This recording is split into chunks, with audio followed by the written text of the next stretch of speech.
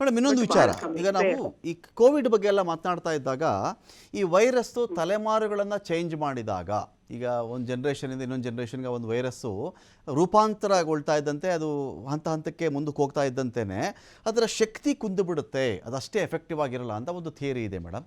ಈಗ Covid first wave ಬಂದಾಗ ಎಲ್ಲ ಎಷ್ಟು ಹೆದರ್ಕೊಂಡಿದ್ವಿ, ಅದೇ ರೀತಿ HIV ಏನೊಂದು 2.5 ದಶಕ 3 ದಶಕದ ಹಿಂದೆ ಇದ್ರ ಬಗ್ಗೆ ತುಂಬ ಜೋರಾಗಿ ಗೊತ್ತಾದಾಗ ತುಂಬ ಭಯ ಇತ್ತು, ಭೀತಿ ಇತ್ತು, ಎಲ್ಲವೂ ಅಗ್ರಿ. ಆದರೆ HIV ಆ ವೈರಸ್ಸು ಇವತ್ತಿಗೂ ಅಷ್ಟೇ ಎಫೆಕ್ಟಿವ್ ಆಗಿದೆಯಾ ಮೇಡಮ್? ಅವತ್ತಿಗೆ HIV ಇದೆ ಅಂದ್ರೇ ಒಂಥರ ಬಹಿಷ್ಕಾರ ಹಾಕುವಂಥ ವಿಚಾರ ಅದು, ಮತ್ತು ಆ ವ್ಯಕ್ತಿ ಕೂಡ ಕುಗ್ಗಿ ಹೋಗಿಬಿಡ್ತಾ ಇದ್ದ, ನನ್ನ ಸಾವೇ ಬಂದುಬಿಡ್ತು ಅಂತ ಅಂದ್ಕೊಂಡ್ಬಿಟ್ಟಿದ್ದ. ಇವತ್ತಿಗೆ HIV ಎಷ್ಟನೇ ತಲೆಮಾರಲ್ಲಿದೆ ಈ ಒಂದು ವೈರಸ್ಸು, ಇದರದ್ದು ಶಕ್ತಿ ತಾಕತ್ ಏನು ಕಥೆ ಮೇಡಮ್ ಇದ್ರದ್ದು?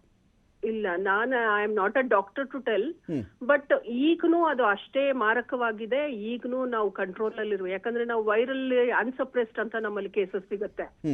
ಏನಾಗುತ್ತೆ, ಈಗ ಕುಡಿತಕ್ಕೆ ಈಲ್ಡ್ ಆಗಂತವ್ರು ಮತ್ತೆ ಬೇರೆ ಬೇರೆ ಚಟಗಳಿದ್ದವರು ಈ ಮಾತ್ರೆನ ದಿನ ತಗೊಳ್ಳಿಲ್ಲ ಅಂದ್ರೆ ಅವ್ರ ವೈರಲ್ ಲೋಡ್ ಹೆಚ್ಚಾಗ್ಬಿಡುತ್ತೆ. ಸೊ ಆ ತರ ಅನ್ಸಪ್ರೆಸ್ಡ್ ಜನನು ನಮ್ಮಲ್ಲಿ ಇದ್ದಾರೆ. ಸೊ ಆ ತರ ಅದು ವೈರಸ್ ಅಷ್ಟೇ ಸ್ಟ್ರಾಂಗ್ ಆಗಿದೆ. ಅದು ಏನು ಕೋವಿಡ್ ವೈರಸ್ ಯಾವ ತರ ಇದಾಯ್ತು ಆ ತರ ಇದು ಇಲ್ಲ. ಇನ್ನೊಂದು ಮೇಡಮ್, ಇದು ಈಗ ಬಹು ಅಂಗಾಂಗ ವೈಫಲ್ಯಕ್ಕೆ ತುತ್ತಾಗ್ತಾರ ಮೇಡಮ್ ಇವರು? ಕ್ರಮೇಣವಾಗಿ ಒಂದೊಂದೇ ಅಂಗಾಂಗ ಅವ್ರಿಗೆ ವೀಕ್ ಆಗ್ತಾ ಬರ್ತಾ ಆ ತರ ಮೃತಪಡುವಂತ ಚಾನ್ಸಸ್ ಇರುತ್ತಾ HIV ಬಂದವರು? ಇಮ್ಯುನಿಟಿ ಕಾಂಪ್ರಮೈಸ್ ಆಗುತ್ತೆ ಅಂತ ಹೇಳ್ತೀವಿ. ಸೊ ಇಮ್ಯುನಿಟಿ ಕಾಂಪ್ರಮೈಸ್ ಅಂದ್ರೆ ಬೇರೆ ಬೇರೆ ತರದ ರೋಗಗಳಿಗೆ ಅವ್ರ ಬಾಡಿ ಓಪನ್ ಆಗ್ಬಿಡುತ್ತೆ. ಸೊ ಇಮ್ಯುನಿಟಿ ಸ್ಟ್ರಾಂಗ್ ಇರಲ್ಲ. ಸೊ ಆ ಕಾರಣಕ್ಕೆ ಅದು ಎಲ್ಲಾ ತರದ ರೋಗಗಳು ಬರೋ ಚಾನ್ಸಸ್ ಇರುತ್ತೆ. ವಿಂಡೋ ಪೀರಿಯಡ್ ಅಲ್ಲಿ ಹೇಳಕ್ಕಾಗಲ್ಲ. ವೈರಸ್ ಎಷ್ಟು ವರ್ಷ ವಿಂಡೋ ಪೀರಿಯಡ್ ಅಲ್ಲಿ ಇರುತ್ತೆ, ಯಾವಾಗ ಅದು ಕಾಣಿಸಕ್ ಶುರು ಆಗುತ್ತೆ ಅನ್ನೋದು ಹೇಳೋದು ಕಷ್ಟ ಆಗುತ್ತೆ. ಸೊ ಕೆಲವ್ರಿಗೆ ಇಮಿಡಿಯೇಟ್ ಆಗಿ ಮ್ಯಾಕ್ಸಿಮಮ್ ಕೇಸಸ್ ಅಲ್ಲಿ 15-20 ಡೇಸ್ ಅಲ್ಲಿ ಒಂದು ನೆಗಡಿ ಕೆಮ್ಮು ಬರುತ್ತೆ. ನಾರ್ಮಲ್ ನಮ್ಗೆ ಫಸ್ಟ್ ವೈರಸ್ ಗೊತ್ತಾಗೋದು ನೆಗಡಿ ಕೆಮ್ಮು. ನಾರ್ಮಲ್ ಏನೋ ನಮ್ಗೆ ಈ ವಾತಾವರಣ ಚೇಂಜ್ ಆದಾಗ ಆಗುತ್ತಲ್ಲ, ಆ ರೀತಿ ನೆಗಡಿ ಕೆಮ್ಮು ಬಂದು ಹೋಗ್ಬಿಡುತ್ತೆ ಅಷ್ಟೇ. ಹಾಗಾಗಿನೇ ಅದು ಪತ್ತೆ ಹಚ್ಚೋದು ಕಷ್ಟ. ಬ್ಲಡ್ ಟೆಸ್ಟ್ ಮಾತ್ರನೇ ಒಂದು ದಾರಿ ಅದನ್ನ ಐಡೆಂಟಿಫೈ ಮಾಡಕ್ಕೆ. ಮೇಡಮ್, ಮೊದಲೆಲ್ಲ ಈಗ ನಾವೇನೆ ಒಂದು 2.5 ದಶಕ 3 ದಶಕದ ಮುಂಚೆ ಈ ಜಾಹೀರಾತುಗಳೆಲ್ಲ ಕೇಳ್ತಾ ಇದ್ವಿ. ಅವಾಗ ಸ್ವೇಚ್ಛಾಚಾರ ಎಲ್ಲಿ ಬೇರು ಬಿಟ್ಟಿತ್ತು ಅಲ್ಲಿ ಬೆಳೆಯಿತು ಏಡ್ಸ್ ಅಂತೆಲ್ಲ ತುಂಬ ಅವೇರ್ನೆಸ್ ಇರ್ತಿತ್ತು. ಕ್ಷೌರದ ಕತ್ತಿಗಳು, ಬ್ಲೇಡ್ಗಳ ಬಗ್ಗೆ ಹುಷಾರಾಗಿರಿ, ನೀವು ಸಿರಿಂಜ್ಗಳ ಬಗ್ಗೆ ಹುಷಾರಾಗಿರಿ, ಇದೆಲ್ಲ ಕಾಣಿಸ್ತಾನೆ ಇಲ್ಲ ಮೇಡಮ್. ಇದು ಕ್ಯಾಂಪೇನೇ ಸ್ವಲ್ಪ ವೀಕ್ ಆಗ್ಬಿಟ್ಟಿದೆಯಾ ಇದು ಅಂತ? ಓವರಾಲ್ ಆಗಿ ಜಾಗೃತಿನೇ ವೀಕ್ ಆಗಿದೆಯಾ ಅಂತ? ಮೊದ್ಲಿನಷ್ಟು ಇದೂ ಇಲ್ಲ. ಈಗ ನನಗೆ ಮೊದ್ಲೆಲ್ಲ 40,000 50,000 ಒಂದ್ ವರ್ಷಕ್ಕೆ ನನಗೆ ಕೇಸ್ ಸಿಗೋದು. ಈಗ 11,000ದಿಂದ 12,000. ಮತ್ತೆ ಹೋದ್ ವರ್ಷ ಕಂಪೇರ್ ಮಾಡಿದ್ರೆ ಈ ವರ್ಷ ಮತ್ತೆ ಕಮ್ಮಿ ಆಗ್ತಾ ಇದೆ.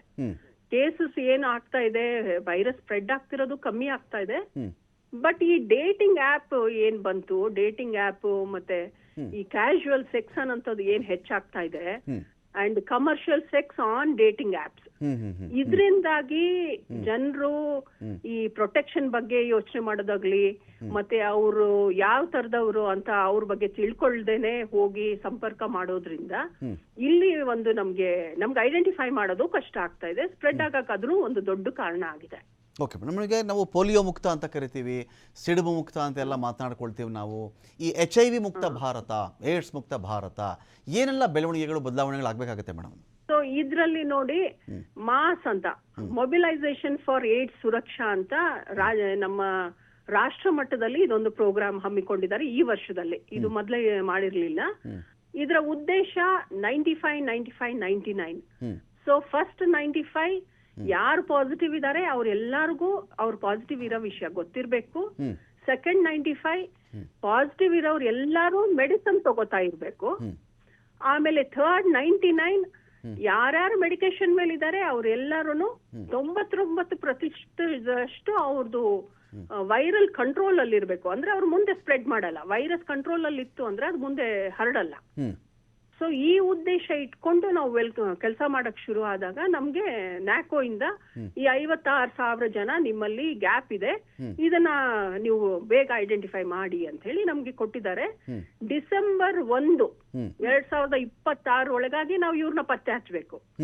ಅದಕ್ಕೆ ಇದನ್ನ ಒಂದು ಅಭಿಯಾನ ರೀತಿಯಲ್ಲಿ ಎಲ್ಲಾ ಕಡೆ ಜಾಗೃತಿ ಮೂಡಿಸಿ ಅವ್ರಿಗೆ ಅನ್ಸದಲ್ಲಿ ಅವರೇ ಬಂದು ನಮ್ಮ ಹತ್ರ, ಯಾಕಂದ್ರೆ ನಾನು ನಿಮ್ಗೆ ಹೇಳಿದೆ 12% ಮಾತ್ರ ನಮ್ಗೆ ವಾಕಿನ್ ಇದೆ ಅಂತ.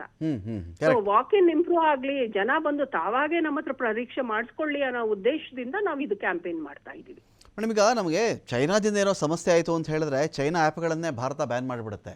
ಈ ಡೇಟಿಂಗ್ ಆ್ಯಪ್ಗಳು ಇನ್ನೊಂದು ಮತ್ತೊಂದು ತೀರಾ ಮಾರಣಾಂತಿಕವಾಗಿ ಈ ಒಂದು ಏಡ್ಸ್ ಬರ್ತಿರಬೇಕಾದ್ರೆ ಇಂಥ ಸಂದರ್ಭದಲ್ಲಿ ಸರ್ಕಾರದ ಮೇಲೆ ದೊಡ್ಡ ಮಟ್ಟದಲ್ಲಿ ಒತ್ತಡ ಯಾಕೆ ಹಾಕಬಾರ್ದು ಅಂತ, ಡೇಟಿಂಗ್ ಆ್ಯಪ್ಗಳ ವಿಚಾರದಲ್ಲಿ ಬ್ಯಾನ್ ಮಾಡೋ ವಿಚಾರದಲ್ಲಿ? ಅಲ್ಲ, ಡೇಟಿಂಗ್ ಆ್ಯಪ್ ನ ಬ್ಯಾನ್ ಮಾಡೋದ್ರಿಂದ ಅದು ಸಾಲ್ವ್ ಆಗಲ್ಲ, ಅದು ಮತ್ತೆ ಕಳ್ಳ ರೀತಿಯಲ್ಲಿ ಶುರು ಆಗುತ್ತೆ. ಯಾಕಂದ್ರೆ it is a human need, human nature ಅಲ್ಲ. ಅದ್ರ ಬದಲಾಗಿ ಜಾಗೃತಿಯವರಾಗಿ ನಾವು ಇರಬೇಕು. ಆಮೇಲೆ ನಾವು ಡೇಟಿಂಗ್ ಆಪ್ಸ್ ಗಳಲ್ಲಿ ಇದ್ರ ಬಗ್ಗೆ ಮಾಹಿತಿ ಈ ತರ ಇದೆ ಅನ್ನೋದನ್ನ ಡೇಟಿಂಗ್ ಆಪ್ಸ್ ಗಳಲ್ಲೂ ಮಾಹಿತಿ ನೀಡುವಂತ ಪ್ರಯತ್ನ ಮಾಡ್ತಾ ಇದೀವಿ. ಇನ್ನು ಬರೋ ಮುಂದಿನ ದಿನಗಳಲ್ಲಿ ನಾವು ಅದ್ರಲ್ಲೂ ಪ್ರೆಸೆಂಟ್ ಇರ್ತೀವಿ. Okay, thank you Padma Basavantappa madam, ಸಾಕಷ್ಟು ವಿಷಯಗಳ ಬಗ್ಗೆ ಮಾತಾಡಿದ್ದೀರಿ. Thank you so much.